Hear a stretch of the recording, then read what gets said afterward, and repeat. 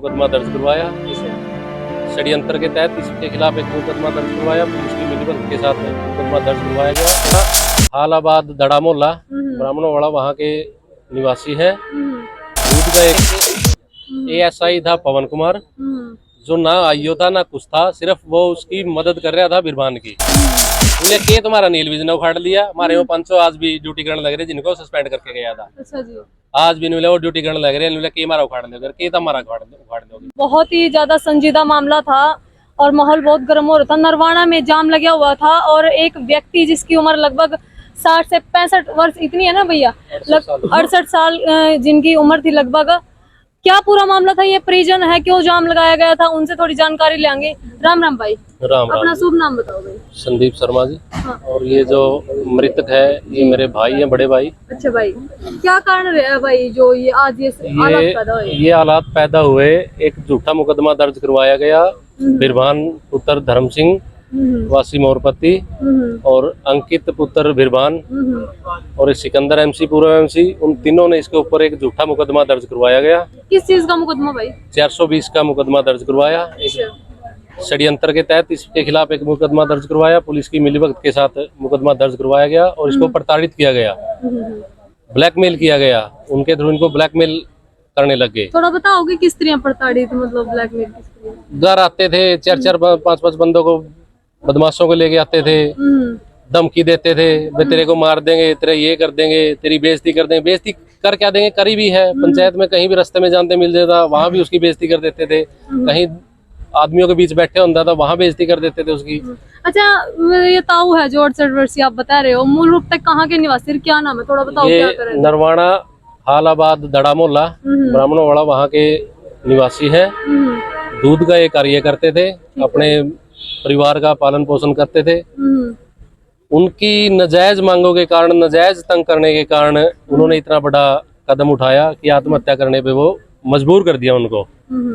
और जब सुबह हमें 5:30 बजे लड़के को पता लगा, वे जाके उठाने लगे, वो दूध लेके आना था, तब जाके पता लगा 5:30 बजे भी वो ऐसे ऐसे सुसाइड कर गए। अच्छा, सुसाइड से पहले थोड़ा बहुत बताया है? सुसाइड नोट है जी, सुसाइड नोट लिख के जा रहे हैं। सुसाइड नोट में 3 आदमियों के नाम है, बिरबान पुत्र धर्म सिंह और अंकित पुत्र बिरबान और सिकंदर MC पूर्व MC है। तीनों के सुसाइड नोट है, जो सुसाइड नोट पुलिस ने बरामद कर लिया था। अच्छा। वो पुलिस के पास ही है, पुलिस की कस्टडी में है। चल, ये तो था, देखो उन्होंने प्रताड़ित किया भाई, लेकिन जाम जो लगाया गया है इसका मेन मकसद क्या था? जाम का मेन मकसद ये था, 2 पुलिस वाले उनका साथ दे रहे थे। अच्छा। ASI राजेश कुमार, जो उसका उस केस में आईओ था, और एक ASI था पवन कुमार, जो ना आईओ था ना कुछ था, सिर्फ वो उसकी मदद कर रहा था बिरबान की।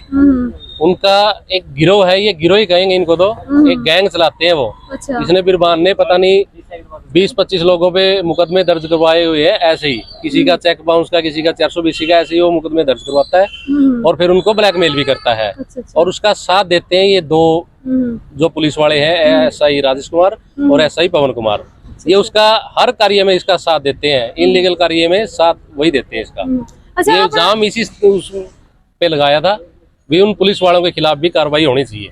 अच्छा, कभी क्या पुलिस स्टेशन में जाकर कभी जो यू अत्याचार हो रहा था या फिर ब्लैकमेलिंग आप कह लीजिए जो हो रही थी, क्या इसकी कभी FIR करवाने की कोशिश की? इसकी दरखास्त हम SP के पेश भी हुए थे, SP के दरखास्त भी दी थी भी ऐसे ऐसे ये एक झूठा मुकदमा दर्ज करवाने की वो कर रहा है, लेकिन उस कार्रवाई पे FIR जो दरखास्त दी थी उस पर कोई कार्रवाई नहीं हुई। अच्छा, 2 दिन पहले अनिल विज जी भी आए इधर, जिस तरह एक्शन लिया है तो कहीं कहीं लगा है कि मतलब सुनने वाला है, तो अब आज जाम लगाया है, इससे कोई उम्मीद क्या प्रशासन की तरफ से, क्या आश्वासन मिला? उम्मीद तो सरकार से ही होती है जी, गृह मंत्री है, उम्मीद तो हम गृह मंत्री से ही लगाएंगे। लेकिन हमारे सामने वो अनिल विज को ऐसे आप शब्द बोल के गया है, अच्छा राजेश भी के अनिल विज ने हमारा उखाड़ लिया, अच्छा मेरा के उखाड़ लोगे। आज ये राजेश ASI यहाँ पंचायत के बीच में शब्द बोल के गया है। अच्छा जी। बोले के तुम्हारा अनिल विज ने उखाड़ लिया। हमारे वो 500 आज भी ड्यूटी करने लग रहे, जिनको सस्पेंड करके गया था। अच्छा जी। आज भी नहीं वो ड्यूटी करने लग रहे हैं, के मारा उखाड़ दोगे, के तुम्हारा उखाड़ दोगे। इन शब्दों के बाद ही हमने ये कदम उठाया, जो रोड जाम किया है। तब हमने जाके रोड जाम किया, ये तो अब भी नहीं सुधरने लग रहे, उसका साथ देने लग रहे हैं, धमकी भी हमें देने लग रहे हैं, और यहाँ मौके भी धमकी देने लग रहे हैं। तो ये क्या कार्रवाई करेगा? आईओ भी वही बना दिया अच्छा जी। जो हमें धमकी देने लग रहा है, जो पहले हमें धमकी दे रहा था, इस केस का आईओ भी वही बना दिया। तो फिर ये इंसाफ की उम्मीद कहाँ होगी? तो मतलब आपने क्या लगा है फिर इंसाफ हो? अब आश्वासन दिया है, डीएसपी साहब आए थे, डीएसपी हेडक्वार्टर आए थे, डीएसपी नरवाना आए थे, उन्होंने आश्वासन दिया है। दो बंदे तो उन्होंने बता रहे भी अरेस्ट कर लिए है। भी एक तीसरा बंदा है जो अंकित है, उसको भी जल्दी अरेस्ट कर लिया जाएगा। और जो दो एसआई है पुलिस वाले, उनके खिलाफ विभागीय कार्रवाई होगी, उनके खिलाफ जल्द ही एफआईआर दर्ज कर ली जाएगी।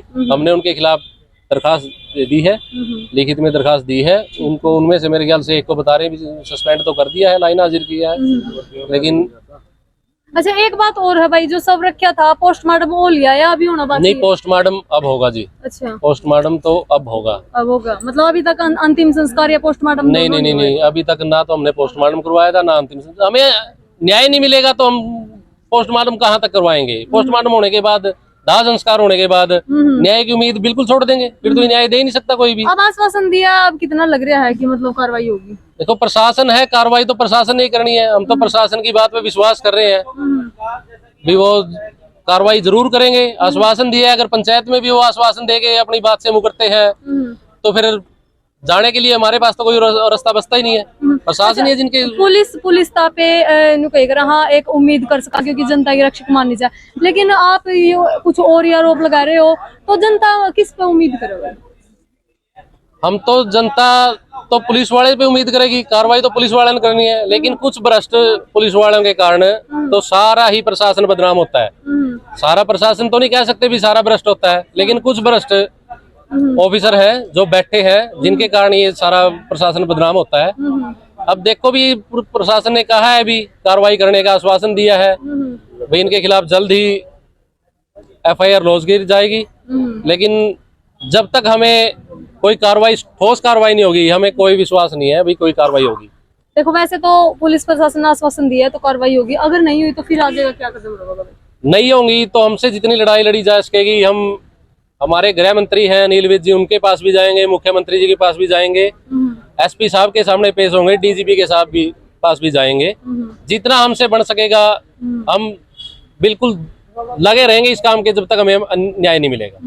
देखो ये थे जो मदन लाल जी हैं, 68 वर्षीय जो बुजुर्ग, उन्होंने आत्महत्या कर ली थी। सुसाइड नोट लिखने के बाद उनके भतीजे हैं, भाई हैं छोटे, और आपने पूरी घटना देख ली है। बाकी आगे अपडेट के साथ जुड़े रहिए। जय हिंद, जय हरियाणा।